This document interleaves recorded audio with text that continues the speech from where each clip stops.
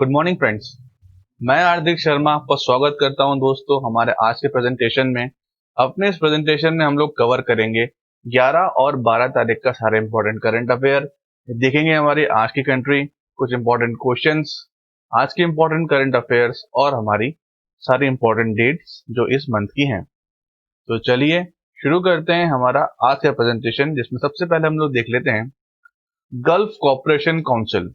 Gulf cooperation council जो है ये एक रीजनल इंटरगवर्नमेंटल पॉलिटिकल और इकोनॉमिक अलायंस है, और जितने भी अरब कंट्रीज हैं जो कि पर्शियन गल्फ के पास आती हैं इराक को छोड़ के, उनसे मिलके बनता है। तो ये पर्शियन गल्फ जो ये जगह है, इसमें 7 कंट्रीज आती हैं, जिसमें कि Bahrain, Kuwait, Iraq, Oman, Qatar, Saudi Arabia, United Arab Emirates, ये आती हैं। अगर इसमें से अपन इराक हटा देते हैं तो ये बाकी की 6 कंट्रियां मिलकर जो है वो बनाती है गल्फ कोऑपरेशन काउंसिल।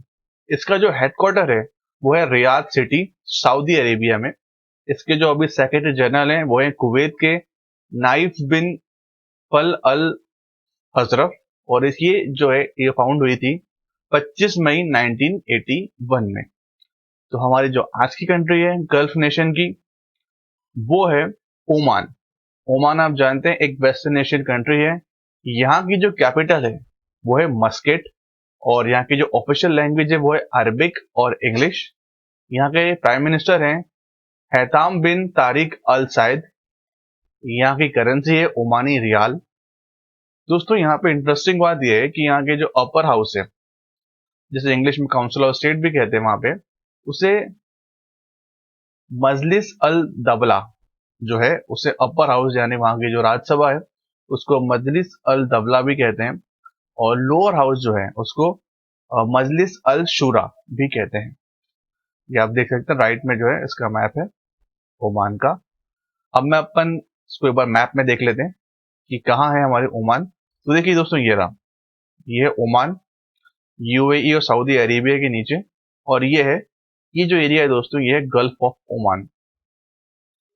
ओके, और ये दोस्तों ना पूरा एरिया है, वैसे ये पूरा जो एरिया है ये वाला, ये है पर्शियन गल्फ। ये देखिए, और जितनी भी कंट्री जो पर्शियन गल्फ को टच करती हैं वो है होती है गल्फ कंट्रीज। और अगर उसमें से अपन इराक हटा दें, जैसे ये 7 कंट्रीज जो हैं, ये 7 कंट्रीज जो हैं इसको हटा दें, 7 कंट्रीज ये जो हैं, ये देखिए बहरीन और कतर, अगर इसमें से अगर अपन इराक हटा दें तो वो बन जाती हैं जीसीसी। ओके, और ये देखिए ये रेड सी है और एक गल्फ ऑफ एडन है, और ये जो कंट्री है दोस्तों ये है यमन। चलिए, तो ये था हमारा डिस्कशन आज की हमारी कंट्री ओमान पे। अब देखते हैं दोस्तों आज के इंपॉर्टेंट करंट अफेयर्स के क्वेश्चंस। चलिए, तो पहला क्वेश्चन मैं आपके सामने रखता हूं। पहला क्वेश्चन है, थॉमस कप किस गेम से एसोसिएटेड है? Thomas Cup is associated with which sports? आपके ऑप्शंस है A hockey, B badminton, C golf या डी टेनिस। आपको बताना है इन चारों में से थॉमस कप किस स्पोर्ट से एसोसिएटेड है। वीडियो पॉज करके कमेंट कीजिए, फिर आंसर देखिएगा। चलिए दोस्तों, मैं आपको इसका जवाब बताता हूं। इसका जवाब जो है वो है बैडमिंटन। जो मेंस बैडमिंटन होता है दोस्तों, जो मेंस बैडमिंटन टूर्नामेंट होते हैं उसे थॉमस कप कहता है, और इसी में बैडमिंटन में उबेर कप होता है, वो वुमेन्स बैडमिंटन कप होता है। चलिए आगे देखते हैं, नेक्स्ट क्वेश्चन है, और नेक्स्ट क्वेश्चन है, सादरघाट फेरी पोर्ट कहां पर स्थित है? किस नेशन में है ये आपको बताना है। Where is Sadarghat ferry port situated? आपके ऑप्शन है A Pakistan, B Afghanistan, C Bangladesh या डी ईरान। ये 4 ऑप्शन है, सोचिए इसके बारे में और बताइए कि सादरघाट फेरी पोर्ट जो है वो कहां पे स्थित है। कमेंट कीजिए, फिर आप देखिएगा। चलिए मैं आपको इसका जवाब बताता हूं। इसका जवाब है दोस्तों सी, बांग्लादेश। बांग्लादेश में सादरघाट फेरी पोर्ट है। चलिए आगे देखते हैं, नेक्स्ट क्वेश्चन करते हैं। इडिकुडी डैम कहां पर है? एक मैं हिंट दे देता हूं, ये इंडिया में ही है। आपको बताना है कि इडिकुडी डैम जो है वो कहां पे सिचुएटेड है। आपका पहला ऑप्शन है ए केरला, बी तमिलनाडु, सी आंध्र प्रदेश या डी कर्नाटक। सोच के बताइए दोस्तों कि इडिकुडी डैम जो है कहां पर है। चलिए, आई होप आपने इसका जवाब दे दिया होगा अब तक। चलिए मैं आपको इसका जवाब बताता हूं दोस्तों। ये जो डैम है इडिकुडी डैम, ये पेरियार रिवर पर है और ये इडिकुडी डिस्ट्रिक्ट है केरला में, वहां पर है। तो पेरियार रिवर जो है उस पर बना हुआ है ये डैम केरला में। तो ए आपका जो है इसका जवाब सही ऑप्शन। चलिए दोस्तों, ये थे हमारे क्वेश्चन आंसर। अब हम देख लेते हैं 2 दिन के टॉप और इंपॉर्टेंट करंट अफेयर्स। सबसे पहले थोड़ी सी हम बात करते हैं ई संजीवनी प्लेटफॉर्म के लिए। ये जो ई संजीवनी प्लेटफॉर्म है, इसकी शुरुआत हुई थी नवंबर 2019 में। ये एक टेली कंसल्टेशन प्लेटफॉर्म है और इसके अंदर 2 प्लेटफॉर्म आते हैं या 2 सर्विसेज आती हैं, ई संजीवनी और ई ओपीडी। और अभी तक ये 23 राज्यों में इंप्लीमेंट हो चुका है। अगर हम बात करें ई संजीवनी की, तो ई संजीवनी जो है ये डॉक्टर टू डॉक्टर कम्युनिकेशन जो है ये जो होती है इस प्लेटफॉर्म के थ्रू, उसे ई संजीवनी मोड कहा गया है इस प्लेटफॉर्म का। और जो ई संजीवनी ओपीडी है वो पेशेंट टू डॉक्टर कम्युनिकेशन है। जो टेली कंसल्टेशन होती है वो पेशेंट टू डॉक्टर होती है। तो इस प्रकार ई संजीवनी प्लेटफॉर्म के 2 प्लेटफॉर्म है, एक तो ई संजीवनी ही और दूसरा है ई संजीवनी ओपीडी। एक डॉक्टर टू डॉक्टर है और एक patient to doctor teleconsultation service है। आगे देखते हैं, वीरेंद्र पॉल जी को हाई कमिश्नर बनाया है इंडिया का कीनिया में, और मनीष प्रभात जी को नेक्स्ट एम्बेसडर बनाया है उज्बेकिस्तान का। आगे देखते हैं, मालदीव्स में 5 इको टूरिज्म जोन जो हैं वो बनना शुरू हो गए हैं और इसमें इंडिया ने उसमें काफी इन्वेस्टमेंट करा है इन 5 जो इको टूरिज्म के जोन हैं। तो ये जो इको टूरिज्म के जोन बन रहे हैं ये इंडिया और मलेशिया की पार्टनरशिप से बन रहे हैं। ये एक प्रोजेक्ट था जिसका नाम रखा गया था high impact community development project, और ये प्रोजेक्ट है 85 मिलियन रुपीस का, या फिर आप बोले 5.5 मिलियन डॉलर्स का जो प्रोजेक्ट है। और ये इंडिया ने मालदीव्स में इन्वेस्ट करा है। कुल 9 प्रोजेक्ट्स के लिए इंडिया ने वहां पे इन्वेस्ट करा है। तो उसके तहत अभी 5 इको टूरिज्म जोन जो है वहां पे एस्टेब्लिश होना शुरू हुआ है। आगे देखते हैं, Cristiano Ronaldo most valuable player of the year का अवार्ड मिला है जुवेंटस के। उन्होंने इस सीजन में यानी 19-20 सीजन में कुल 37 गोल्स किए हैं, इसीलिए उन्हें इस साल का जुवेंटस का मोस्ट वैल्यूएबल प्लेयर का अवार्ड मिला है। चलिए आगे देखते हैं, यूनियन मिनिस्टर ने हमारी जो है वो नेशनल इंफ्रास्ट्रक्चर पाइपलाइन प्रोजेक्ट का डैशबोर्ड लॉन्च करा है, और इसमें इस डैशबोर्ड में तकरीबन 6,800 प्रोजेक्ट जो हैं उसकी लॉन्चिंग हुई है, उसमें शोकेस हो रहे हैं। अगर हम थोड़ी सी बात करें इस प्रोजेक्ट ये क्या है, NIP यानी नेशनल इंफ्रास्ट्रक्चर पाइपलाइन, तो ये एक इंफ्रास्ट्रक्चर डेवलपमेंट प्रोजेक्ट है। इसमें 102 लाख करोड़ रुपए का इन्वेस्टमेंट जो है वो गवर्नमेंट करने वाली है आने वाले 5 सालों में। इसमें इंडिया में इंफ्रास्ट्रक्चर को बढ़ावा दिया जाएगा और इसके तहत अभी इन 5 सालों के लिए 6,800 प्रोजेक्ट जो हैं वो रेडी हैं, इस पे काम होने शुरू हो गया है। इंडिया को इंफ्रास्ट्रक्चरली मोर स्ट्रांग बनाने के लिए ये नेशनल इंफ्रास्ट्रक्चर पाइपलाइन प्रोजेक्ट जो है वो लॉन्च किया गया है, और इससे जॉब्स क्रिएट हो सके। एक अच्छा इंफ्रास्ट्रक्चर क्रिएट होगा तो जॉब क्रिएट होंगे। ये जो है इसका मेन एम रखा गया है नेशनल इंफ्रास्ट्रक्चर पाइपलाइन का, यानी AIP का। और इसमें जो मनी इन्वेस्टमेंट इन्वॉल्व है वो है 102 लाख करोड़ का। चलिए आगे देखते हैं, और ये दोस्तों 5 सालों के लिए इन्वेस्टमेंट करा गया है, और इसमें कितने प्रोजेक्ट्स इन्वॉल्व हैं? 6,800 प्रोजेक्ट्स। आगे देखते हैं, पंजाब में अभी नेशनल इंस्टीट्यूट ऑफ वायरोलॉजी जो है सेटअप होने वाला है, उसकी शुरुआत जो है हो गई है, उसकी नींव रख दी गई है। आगे देखते हैं, Indian army 6 weapon locating radar, Swati नाम से जो है ये वेपन लोकेटिंग रडार जो है वो खरीदने वाला है। और ये रडार जो है वो डीआरडीओ ने डेवलप करे हैं और इसे भारत इलेक्ट्रिकल लिमिटेड ने बनाया है। इसकी परचेसिंग में जो है 400 करोड़ रुपए का जो है खर्चा होने वाला है। वेपन लोकेटिंग रडार है ये, और 6 वेपन लोकेटिंग रडार, स्वाति जो इसका नाम रखा गया है, वो इंडिया आर्मी जो है वो प्रोक्योर करने वाली है। आगे देखते हैं दोस्तों, 10 तारीख को हमारे इंडिया के 4th प्रेसिडेंट जो थे वीवी गिरी जी, वराहगिर वेंकटा गिरी जो है इनका बर्थडे था। और ये इंडिया के 4th प्रेसिडेंट थे और इंडिया के only independent elected candidate president थे। ये only president elected as an independent candidate in the country, ये इनके नाम में जुड़ा हुआ है। ये अगस्त 24 1969 से अगस्त 24 1974 तक इंडिया के 4th प्रेसिडेंट रहे थे।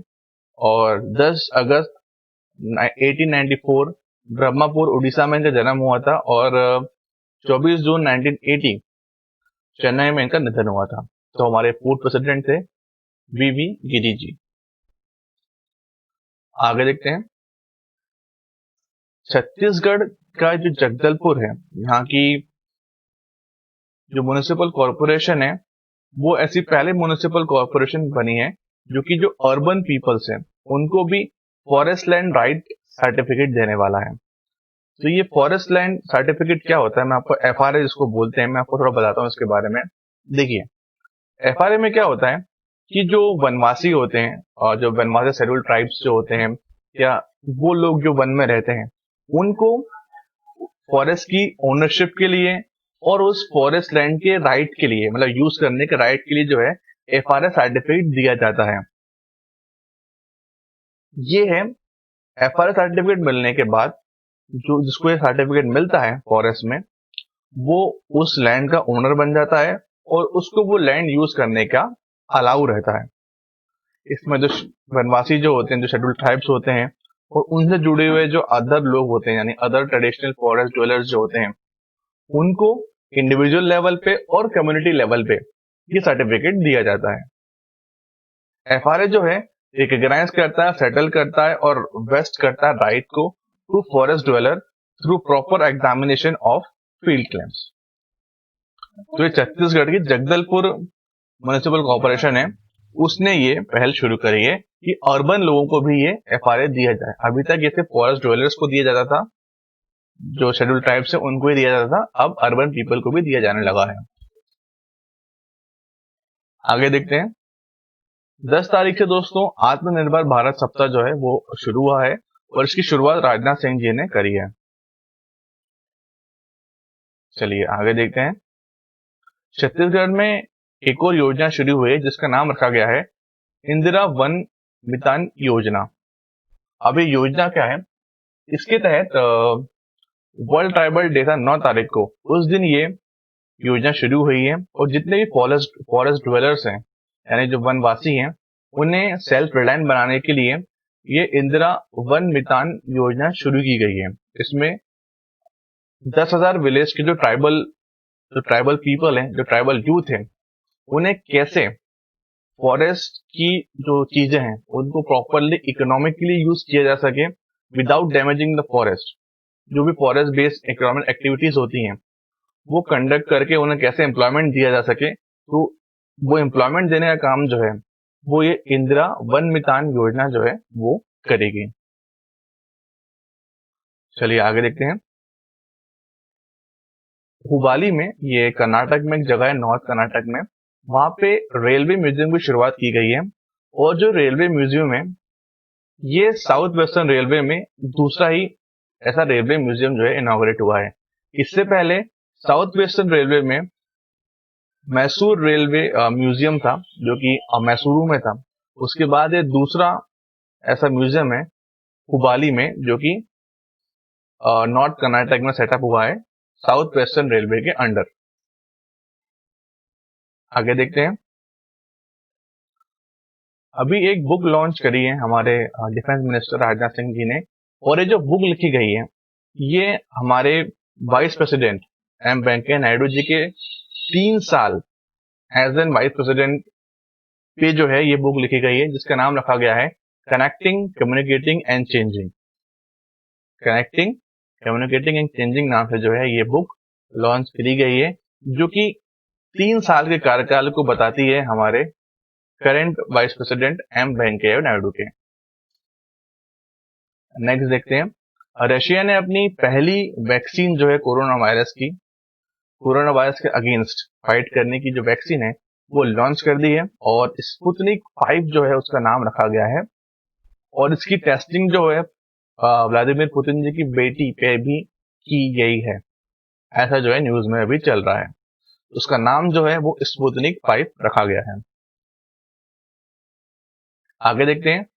अब दोस्तों थोड़ा डिस्कशन कर लेते हैं, एक शॉर्ट डिस्कशन कर लेते हैं हांगकांग के न्यू सिक्योरिटी लॉ पे। ये जो हांगकांग का न्यू सिक्योरिटी लॉ है ये क्या है? ये जो लॉ लगाया गया है ये प्रोटेस्टर्स को पनिश करने के लिए और सिटी की ऑटोनॉमी जो है, जो स्वाधिकार है, उसको कर्व करने के लिए लॉ लगाया गया है। इसमें क्या हुआ है कि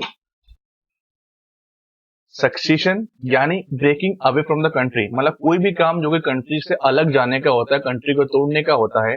दूसरा सबवर्जन यानी अंडरमाइनिंग द पावर और authority of the central government, मतलब आप सेंट्रल गवर्नमेंट की अगर अवमानना करते हो, और टेररिज्म आप जानते ही हैं।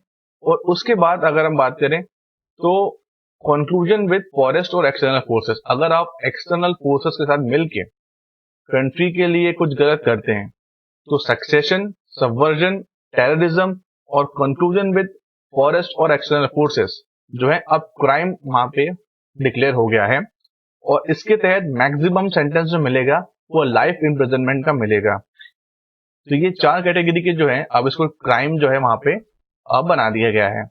और यहाँ पे अगर आप पब्लिक ट्रांसपोर्ट को डैमेज करते हैं प्रोटेस्ट करते समय तो उसे टेररिज्म माना जाएगा। और अब जो चाइना है वो हांगकांग में अपना खुद का न्यू सिक्योरिटी ऑफिसर जो है वहां पे जो है पुट कर सकता है, और लोकल ज्यूरिडिक्शन का उस पर कोई कंट्रोल नहीं होगा, और लोकल जो जुरिडिक्शन होगी, जो अथॉरिटी होगी, वो उस न्यू सिक्योरिटी ऑफिसर के लॉ अंडर होगी। एक तरह से जो है चाइना ने अपना कंट्रोल जो है इस न्यू सिक्योरिटी लॉ से हांगकांग पे डाल दिया है। तो ये 4 चीजें जो हैं, सक्सेशन यानी कंट्री से अलग होने की गई बातें, सबवर्जन यानी सेंट्रल गवर्नमेंट को ना मानना, टेररिज्म, और कोल्यूजन यानी किसी भी फॉरेन या एक्सटर्नल फोर्स से मिल के अब कंट्री को डैमेज कर रहे हैं। तो ये चारों चीजें जो हैं अब क्राइम हो चुकी हैं। इससे जो प्रोटेस्टर है उनको कंट्रोल करना और सिटी की ऑटोनॉमी को रिड्यूस करने की सारी जो एक्टिविटीज जो हैं वो एक क्राइम बन चुकी हैं। चलिए आगे देखते हैं। अभी दोस्तों आज ही के दिन जो उर्दू के बहुत बड़े पोएट रहे हैं राहत इंदौरी जी, उनका निधन हो गया है। 2 हार्ट अटैक होने आए थे जिसकी वजह से उनका निधन हो गया है आज। इंदौर में वो एडमिट थे अरविंद हॉस्पिटल में। 2 कार्डियक अरेस्ट के बाद उनका निधन हो गया है। अगर उनकी हम बात करें, अगर उनके द्वारा लिखे गए कुछ बुक्स की बात करें तो उन्होंने बहुत अच्छी बुक्स लिखी हैं, जिनमें से एक नाम है मेरे बाद, मौजूद, नाराज और रूत। ये 4 इनकी जो है इंपॉर्टेंट बुक्स हैं। वो पोएट थे, शायर थे, गजल लिखते थे, उनने हिंदी पिक्चरों में काफी गाने भी दिए लिखे हैं। और जो 4 इंपॉर्टेंट बुक्स हैं जो हमें याद रखनी चाहिए उनकी, वो हैं रूत, मेरे बाद, मौजूद और नाराज। चलिए नेक्स्ट न्यूज देखते हैं। अभी क्या हुआ है दोस्तों, ये लोकसभा स्पीकर ने एक इनॉग्रेशन करा है एक ट्रेनिंग प्रोग्राम का। जितने भी पार्लियामेंट के ऑफिशियल्स हैं जो कि पार्लियामेंट में काम करते हैं, उनके लिए फ्रेंच लैंग्वेज लर्न करने के लिए जो है एक ट्रेनिंग प्रोग्राम की शुरुआत करी गई है। आगे देखते हैं। ये नेक्स्ट न्यूज जो है दोस्तों, वो उड़ीसा में एक अवार्ड होता है धर्मपद अवार्ड, उसके रिलेटेड है। इसमें जो पद्मश्री अवार्डी स्कल्पचरर सुदर्शन साहू जी हैं, इन्हें अपने life time contribution to art के लिए उन्हें धर्मपद अवार्ड मिला है। कि उड़ीसा में अवार्ड मिलता है धर्मपद अवार्ड, और ये सुदर्शन साहू जी को जो है अवार्ड किया गया है उड़ीसा ललित कला एकेडमी के द्वारा। नेक्स्ट देखते हैं। अभी जो एयर इंडिया है, उसके क्रैश के बाद जो हमारे डीजीसीए है, उसने जितने वाइड बॉडी एयरक्राफ्ट हैं उनको कोझिकोड एयरपोर्ट पे मानसून के दौरान जाने से मना कर दिया है। अब जितने भी जो वाइड बॉडी एयरक्राफ्ट होंगे, जैसे कि बोइंग के बड़े बड़े जहाज होते हैं, वाइड बॉडी होते हैं, वो कोझिकोड एयरपोर्ट जो है मानसून के दौरान नहीं जा पाएंगे। अगर थोड़ा डिस्कशन करें हम लोग यहाँ पे डीजीसी के बारे में, तो डीजीसी होता है दोस्तों यानी director general of civil aviation. इसका हेडक्वार्टर न्यू दिल्ली में है, और अभी जो उसके मिनिस्टर रिस्पॉन्सिबल हैं वो है हरदीप सिंह पुरी जी, और मिनिस्टर ऑफ सिविल एविएशन जो है इसके अंडर ये डीजीसी आता है। इसके जो अभी डायरेक्टर जनरल हैं वो हैं अरुण कुमार जी। चलिए नेक्स्ट देखते हैं। डिफेंस एक्विजिशन काउंसिल ने अभी 8,772.38 करोड़ रुपए की जो है इक्विपमेंट परचेस करने की बात करी है। और इसमें सबसे इंपॉर्टेंट जो परचेसिंग होने वाली है वो होने वाली है 106 बेसिक ट्रेनर एयरक्राफ्ट। जो ये 106 बेसिक ट्रेनर एयरक्राफ्ट होंगे, ये हिंदुस्तान एरोनॉटिकल लिमिटेड से जो है खरीदे जाएंगे। तो आत्मनिर्भर भारत के अभियान के तहत ही जो है ये खरीद करी जा रही है, और ये खरीदा जा रहा है हिंदुस्तान एरोनॉटिकल लिमिटेड से। ये जो बेसिक एयर ट्रेनर एयरक्राफ्ट हैं ये STT-40 होंगे, और इसके साथ ही दोस्तों कुछ गन्स जैसे चीजें भी जो हैं इस अप्रूवल में कंसिडर करी गई हैं। सबसे इंपॉर्टेंट जो उसमें खरीदा जा रहा है वो है 106 बेसिक ट्रेनर एयरक्राफ्ट, जो कि STT-40 के प्रोटोटाइप्स हैं। चलिए आगे देखते हैं। अब इस मंथ की हम इंपॉर्टेंट डेट्स को जो है रिवाइज कर लेते हैं एक बार। 6 तारीख को दोस्तों हिरोशिमा डे था। 7 तारीख को नेशनल हैंडलूम डे था। 9 तारीख को quit India day, Nagasaki day, international day of indigenous people और वर्ल्ड ट्राइबल डे था। 12 तारीख को इंटरनेशनल यूथ डे आने वाला है। 15 तारीख को इंडिया इंडिपेंडेंस डे है। 19 तारीख को फोटोग्राफी डे और वर्ल्ड ह्यूमैनिटेरियन डे आता है, आने वाला है। और 29 तारीख को नेशनल स्पोर्ट्स डे है। तो दोस्तों ये था हमारा आज का प्रेजेंटेशन, जिसमें हमने important dates, important current affair, आज की हमारी कंट्री, सब कुछ कवर करा। आई होप आपको ये प्रेजेंटेशन अच्छा लगा होगा। अगर दोस्तों आपको ये हमारा सेशन अच्छा लगा है तो चैनल को लाइक करिए, सब्सक्राइब करिए, दोस्तों के साथ शेयर जरूर करिए, और कुछ सुझाव हो या कुछ क्वेश्चंस हो तो कमेंट जरूर कीजिए। और आप देखते हैं दोस्तों quick current affair channel. Thank you and have a nice day.